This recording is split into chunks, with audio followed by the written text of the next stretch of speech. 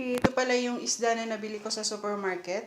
4 na piraso po mga beshi ay 14 real, ay 19 real mga besh. 19 real. So, bumili din ako ng chips. Ayan, galing Pinas, 16 real. Ayan siya. So, bumili din ako ng Skyflex, 10 real. Magkano to sa atin? At saka isang kubos. So, ngayon, titimplahan na natin ating isda. Una, maglalagay tayo ng olive oil. 'Di ba? Pwede rin magdagay kayo ng cooking oil. Ayan siya. So, maglagay din tayo ng suka. Ayan. So, maglagay din tayo ng paminta. Ayan, nasa inyo na kung gaano kadami. Ako, dami-damihan ko. Maglagay din tayo ng soy sauce. Ayan. Dami-damihan din ng soy sauce. Ayan. And then, maglagay tayo ng lemon. Ayan. Siyempre, ng asin, di ba? Hindi mawawala yung asin. Ayan. So, iluto na natin siya, mga besh.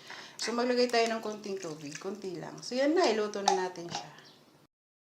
Talong, luya, onions, siling labuyo, at saka kamatis, mga beshi. Ayan. Mag-a-add din tayo ng onion powder. Ayan. Para mas lalong sumarap, mga besh. Onion powder. Mga beshi, ang ating paksiw na may talong. Luto na po siya, mga besh. Nilagyan ko lang siya ng sabaw kasi sasawsaw ko dito yung kubos. Ayan, mga besh. Luto na siya. Pwede na natin siyang kainin. Char.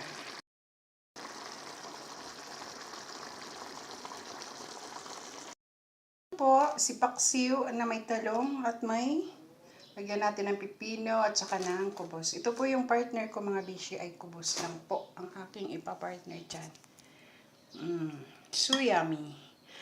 Tabarok po ang tawag sa ano. Tabarok po ang tawag sa isda. Di ko alam kung ano to sa ano. Basta ang nakalagay sa plastic ay tabarok. Tabarok.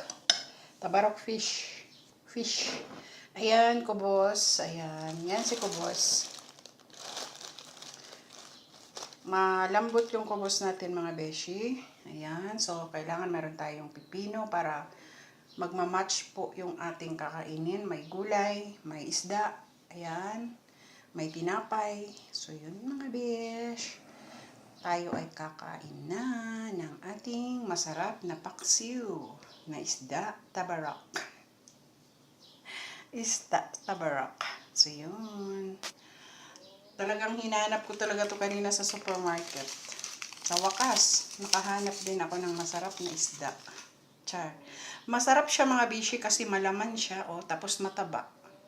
Malaman na mataba. Ewan ko kung nakakain na ba kayo ng isda na ganito, mga besh.